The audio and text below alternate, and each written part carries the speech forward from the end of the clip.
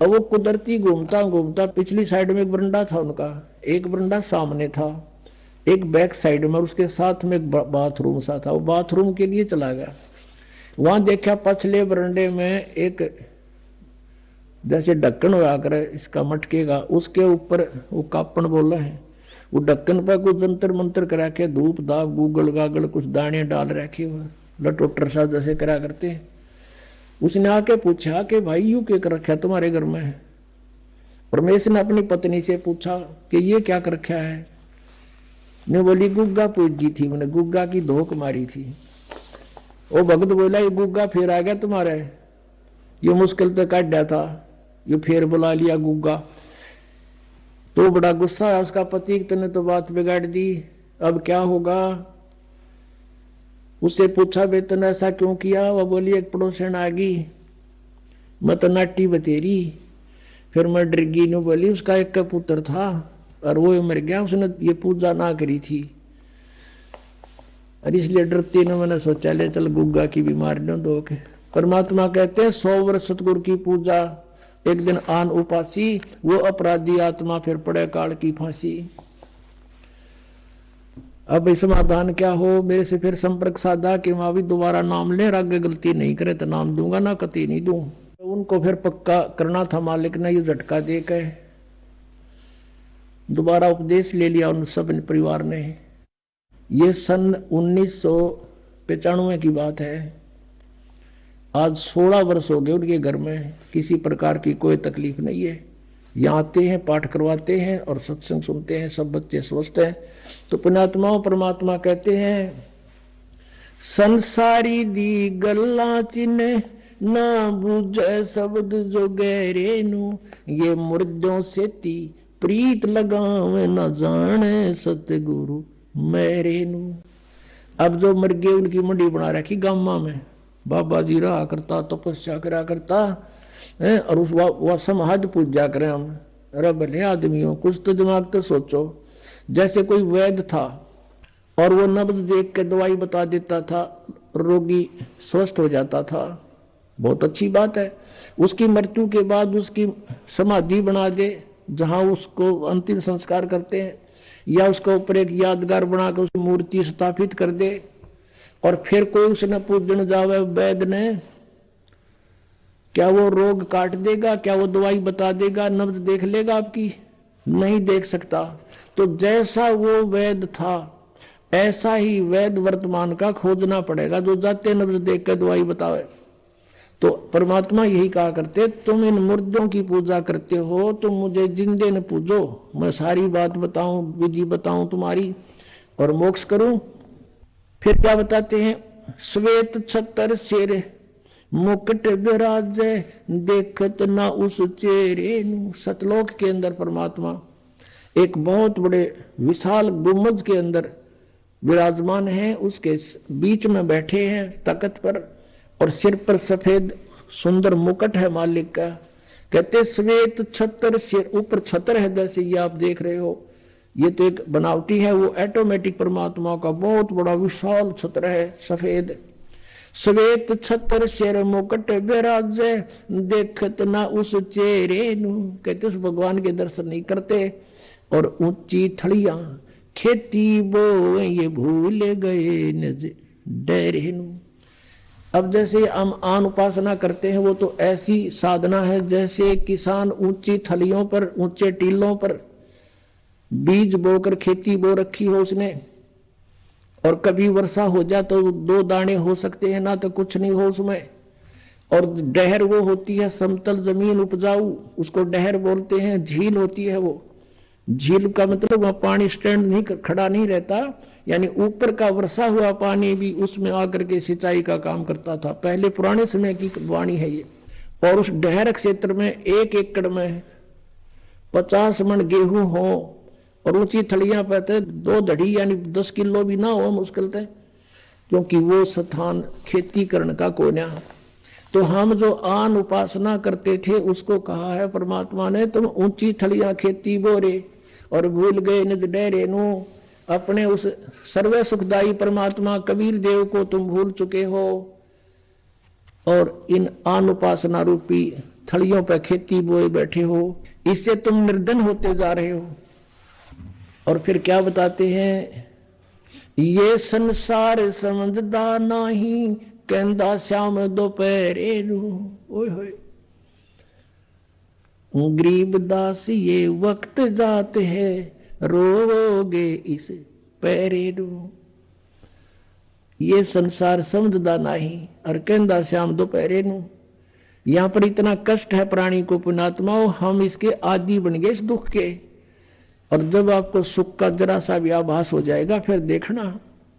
परमात्मा कहते हैं, सतलोक की तुलना में तुम ऐसे पड़े हो, इस काल ने आपको भांग प्या रखी है।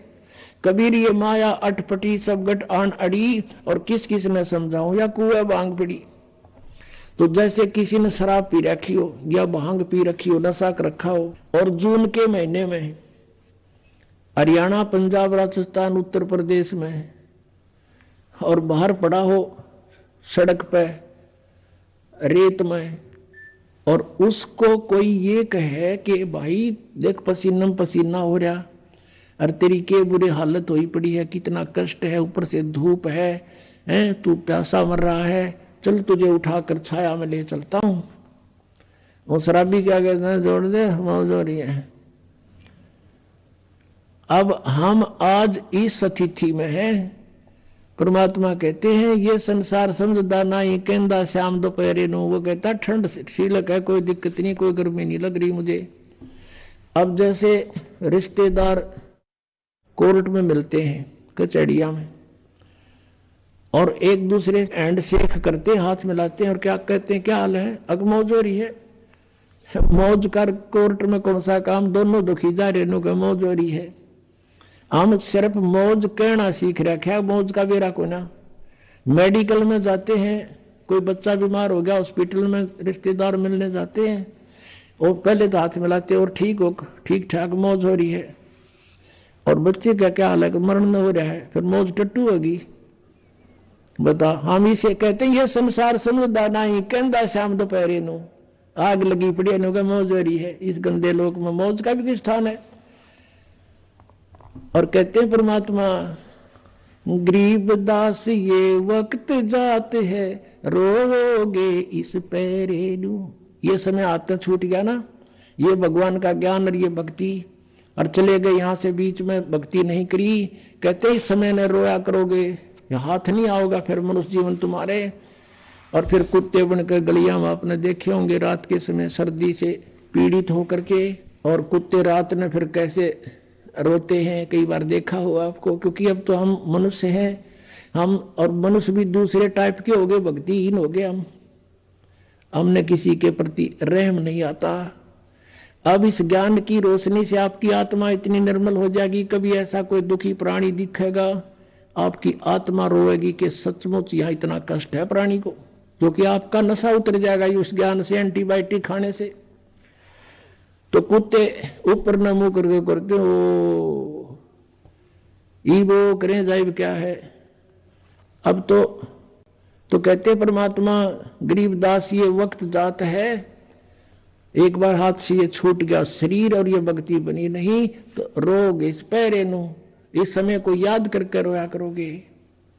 फिर परमात्मा की पहचान बताई है, मैं तो दे दी है बाल मैयाणे नू, मैं तो दे दी है बाल मैयाणे नू, मैं तो दे दी याणे नू, मैं तो दे दी है बाल मैयाणे नू।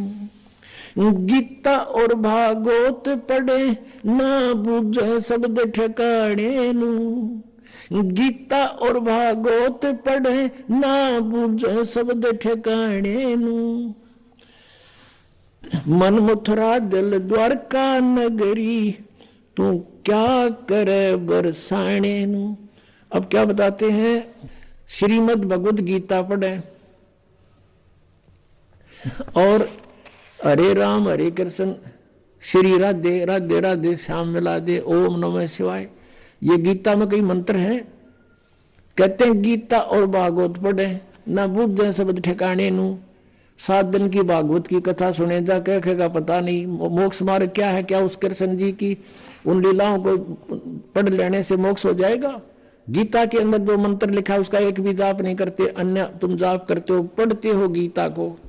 गीता और भागवत पढ़े नहीं बुझे शब्द ठिकाने नु, शब्द ठिकाने नु यानी उस निज मंत्र की तरफ को ध्यान नहीं देता कि कौन से मंत्र से मोक्ष होगा। जब फुरमान धनी का आवे को रखे घर जाने नु। कितनी गहरी बात कही है आदरणीय गरीबदास साहिब जी, जो परमात्मा से परिचित हुए थे और भगवान को सतलोक ले जाकर वापस छोड़ा था आदरणीय गरीबदास जी को। अब वो बता रहे हैं भगवान का आंखों देखा हाल। जब फुरमान धनी का आवे को रखे घर जाने नु, जा सतगुरु का शरणा लीजे जो मेटे जम तल बाणे नु। मैं तो दे दी है बाल्यम याणे नु, मैं तो दे दी है बाल्यम याणे नु, मैं तो दे दी है बाल्यम याणे नु। याना माने अनजाने। अब क्या बताते हैं, जब फुरमान धनी का आवे, जब आपका समय पूरा हो गया, आपका जीवन समाप्त हो गया, फिर आएगा आदेश ऊपर से कि उठाओ इसको, यहां से ले चलो, निकाल लो शरीर से। कहते फिर कौन रोके घर जाने नु। और फिर क्या बताते हैं, जा सतगुरु का शरणा लीजे जो मिटे जमतल बाणे नु, कि उस सतगुरु की शरण में आ जाओ जो उस काल के दूतों को कह दे भाग जा तू यहां से। हमने इसकी आयु को एक्सटेंड कर दिया। जम जो राजा से डरे ये मिटे कर्म के लेख, अदली असल कबीर हैं ये कुल के सतगुरु एक। काल डरे करतार से जय जय जय जगदीश, ये जोरा जोड़ी झाड़ता पगर डारे शीश। परमात्मा क्या बताते हैं, काल जो पीसे पीसना, ये जोरा है पनिहारे, ये 2 असल मजदूर हैं मेरे सतगुरु के दरबारे। अब आदरणीय गरीबदास साहिब जी परमात्मा के सामर्थ्य से परिचित हुए तो उन्होंने कहा है कि ये काल तपी से पीसना, ये 21 ब्रह्मांड का स्वामी ब्रह्म कबीर परमात्मा का नौकर है समझो, और जोरा है पनिहार या मौत। कहते हैं ये तो परमात्मा का पानी भरती है, नौकरानी है उसकी, उसके जैसे उसके आदेश बिना ये कहते कदम नहीं उठा सकती। काल डरे करतार से, करतार कौन, कबीर इज गॉड। अनंत कोट ब्रह्मांड का एक रति नहीं भारे, सतगुरु पुरुष कबीर हैं ये कुल के सिरजनहारे। काल डरे करतार से, ये किस ब्रह्मांड का स्वामी, और जय जय जय जगदीश। और ये जोरा जोरा कहते हैं मौत को, जोरा जोड़ी झाड़ता परमात्मा की जूती साफ करता है, करती है या मौत, और फिर उस धूल को माथे का लगाती है, यानी इतने समर्थ हमारे भगवान। गरीबदास साहब जी कहते हैं सतगुरु शरणा आकर धर्मराज डर कैसा, और की तो बात छोड़ो, यहाँ का न्यायाधीश भी कांपता है भगवान के नाम से। एक बार कबीर परमात्मा गरीबदास जी को जब ऊपर लेकर गए थे सतलोक में, धर्मराज के दरबार में, उस न्यायाधीश के दरबार में पहुंच गए, और वहां जाकर के परमात्मा की देख के शक्ति को धर्मराज गद्दी छोड़ के खड़ा हो गया, अपनी सीट को छोड़ के, और कहा भगवान आकर बैठो विराजो। जब परमात्मा कबीर परमेश्वर जी खड़े खड़े डांट लगाते हैं, जैसे उच्च अधिकारी नीचे छोटे अधिकारी को डांटता है और आदेश सुनाता है, ऐसे परमात्मा डांट लगा रहे हैं। कहते हैं धर्मराय दरबार में दी कबीर तलाक, मेरे भूले चूके हंस को तू पकड़िए मत कजाक। अब धर्मराज ने बोला है भगवान मेरी मजबूरी है, मेरे जैसे आपकी शरण में आने से पहले इसने बहुत से पाप किए होते हैं, उनका भोग तो मैंने देना पड़ता है प्रभु। तो परमात्मा क्या कहते हैं, कर्म भ्रम ब्रह्मांड के मैं पल में कर हूं लेस, और जिन हमारी दुहाई दी सो करो हमारे पेश। कहते हैं तेरे इस यहाँ के जो कर्म है ये सारे मैं कैंसिल कर दूंगा। कहते हैं परमात्मा बताते हैं जब भी सतनाम हृदय धरो और भयो पाप को नाश, जैसे चनगारी अग्नि की पड़े पुराने घास, कहते ऐसे नाश कर दूंगा इन पापों को मैं। तो उसी प्रकार गरीबदास जी बता रहे सामर्थ्य अपने परमात्मा की समर्थता के काल ड्रे करतार से, फिर इस काल के पास गए थे, इसने भी नीची गर्दन कर ली और इसके सर पे पैर रख के परमात्मा ऊपर ले गए थे गरीबदास जी को। इसने उस 11वें द्वार को बंद कर रखा है। 10वां द्वार आपने सुना था, इससे घाटा जुड़ रहा था, इनकम्प्लीट नॉलेज था, सारा काल के जाल का ही सारा कुछ खेल था, ज्ञान था। अब 11वां द्वार जो है इस परब्रह्म के लोक में अक्षर पुरुष के लोक 7 संग ब्रह्मांडों में प्रवेश करता है और फिर परब्रह्म के यानी अक्षर पुरुष के 7 संग ब्रह्मांडों को पार करके 12वां द्वार आता है, उसको पार करके सतलोक जाता है। तो वहां ये बैठा चौकस के कोई निकल ना जाए यहां से, इसने रोक रखा हमारे को। वहां केवल कबीर परमात्मा और उसका सत साधक ही जा सकता है। और जब उस मंत्र का सतनाम का वहां जाप होता है और सार नाम साथ होता है तो काल अपनी गर्दन नीचे कर लेता है। जैसे परमात्मा कहते हैं, जैसे फणपति मंत्र सुन राखे फण सकोड़, ऐसे बीरा मेरे मंत्र तयू काल लवे मुंह मोड़े। जैसे फनपति यानी सर्प को गारुड़ लोग एक मंत्र बोल देते हैं, मंत्र बोलते ही वो अपने फन को ऐसे उठा रखा हो तो ऐसे कर लेता है नीचे को और भागने की चेष्टा करता है, उस मंत्र में इतनी शक्ति होती है। तो परमात्मा कहते हैं जैसे फनपति मंत्र सुन और राखे फन सकोड़, ऐसे बीरा मेरे मंत्र तयू काल लवे मुंह मोड़े। इस काल का से सीना सिर झुक जाएगा और इसके ऊपर से हम जाएंगे। तो गरीबदास जी कहते हैं काल डरे करतार से, कबीर परमात्मा उन्होंने बता दिया अंत को ब्रह्मांड का, एक रति नहीं बाहर, और सतगुरु पुरुष कबीर हैं ये कुल के सृजनहार। काल डरे करतार से जय जय जय जगदीश, और ये जोड़ा जोड़ी झाड़ता पगरत डारे शीस। और काल जो पीसे पीसना, और या मौत है पनिहार, ये 2 असल मजदूर हैं मेरे सतगुरु के दरबार।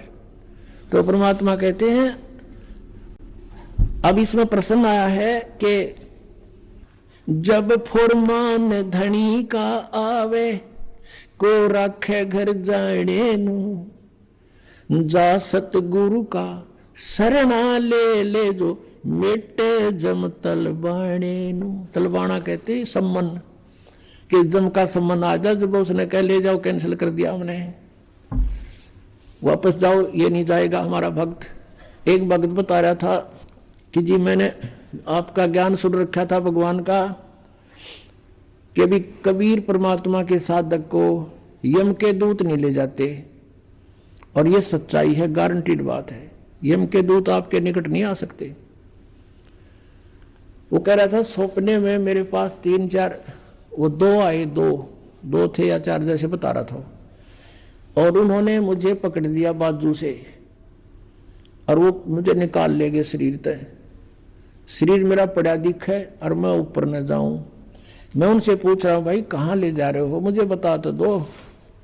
कहने लगे आजा तुझे बताएंगे, धर्मराज के दरबार में पता चलेगा और वहां तेरा लेखा जोखा होगा और फिर बताओगे कहाँ ले जाते हैं तुम्हें।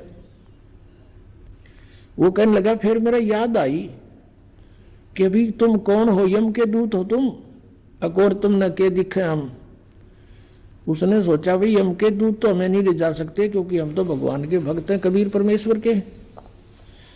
तो इतना बात सुनकर मैं उनके साथ गुट्टम गुट्टा, देख वो मेरे मारे मैं उनका मारूं घनी आन होगी।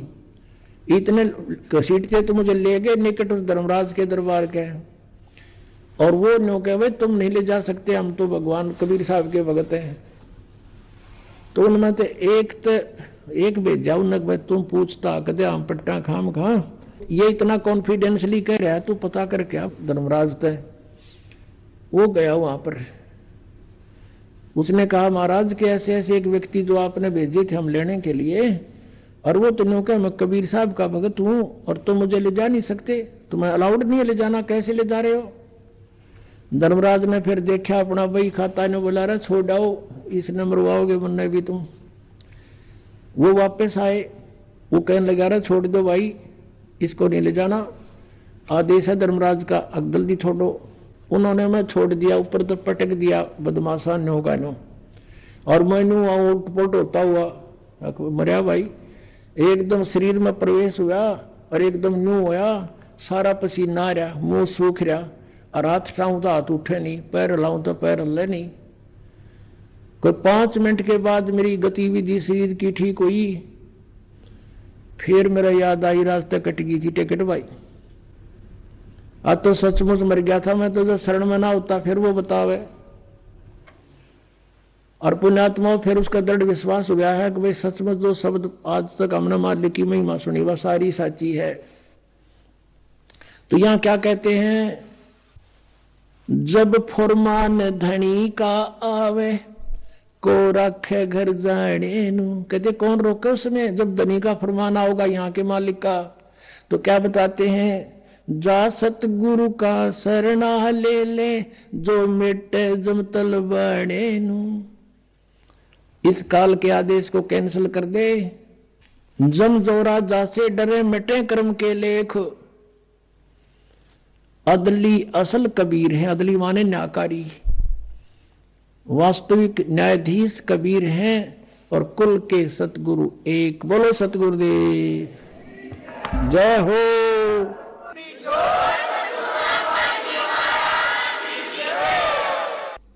परमपिता परमात्मा पूर्ण ब्रह्म सर्वश्रेष्ठी रचनहार कुल मालिक कबीर परमेश्वर जी, ये हमारे परम पिता हैं, ये सारी सृष्टि के रचने वाले हैं।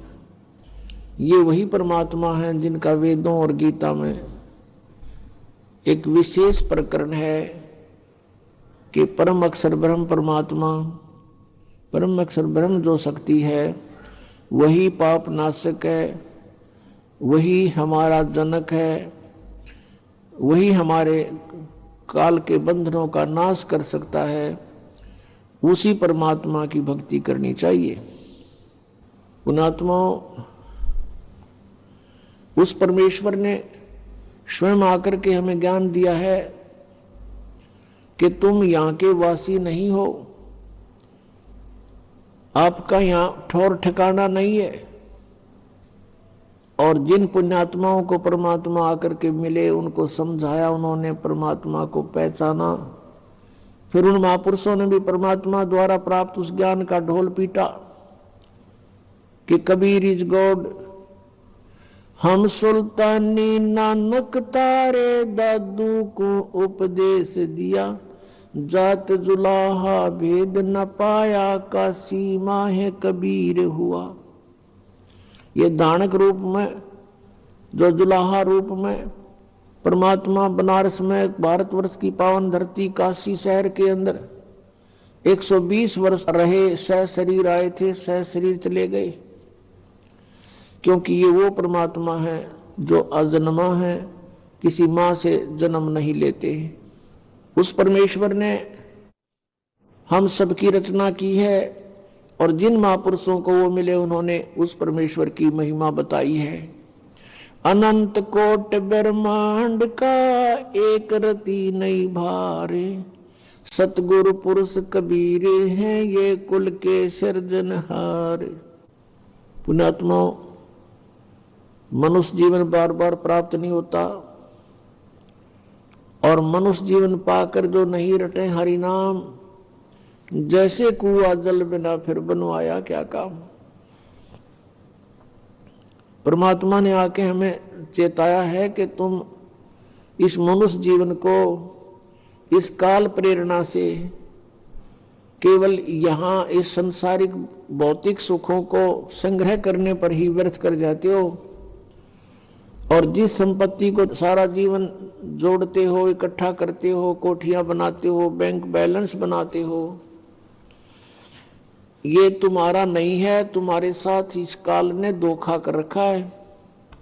पहले तो हमें यही समझ में नहीं आई कि ये काल कौन है, फिर परमात्मा ने जो सृष्टि रचना सुनाई तो वो हमारी बुद्धि में प्रवेश नहीं हुई, वो हमारे गले नहीं उतरी, क्योंकि हमने वो लोक वेद सुन रखा था। तो अभी तक ये समस्या हमारे सामने रही कि हम परमात्मा को परमात्मा स्वीकार नहीं किया, और जो ईश नहीं थे, जो भगवान नहीं थे, हमने उनको भगवान मान लिया। आप जी ने श्री शिव पुराण संस्कृत से जो शिव पुराण है और वेंकटेश्वर प्रेस से जो प्रकाशित और छपी है, उसमें आपने देखा कि ये काल कह रहा है ब्रह्मा और विष्णु को, यू आर नॉट गॉड, तुम ईश नहीं हो, तुमने गलती से अपने आप को भगवान मान लिया। तो कहता मैं ही ईश्वर हूं, ये सब मेरा है। यहां परमात्मा कहते हैं स्वयं आकर के बताया है, और जिन महापुरुषों को वो मिले हैं उन्होंने उस परमात्मा की गवाही दी है।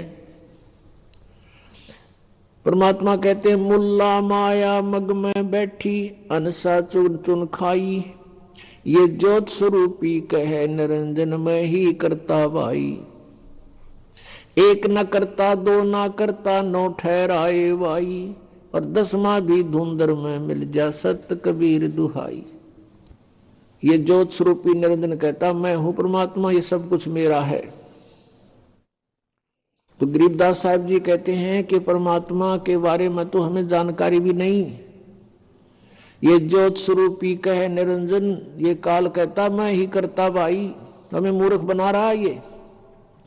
और एक न करता दो ना करता, ये 9 करता ठहरा दिए, 9 अवतार, ये सारे भगवान।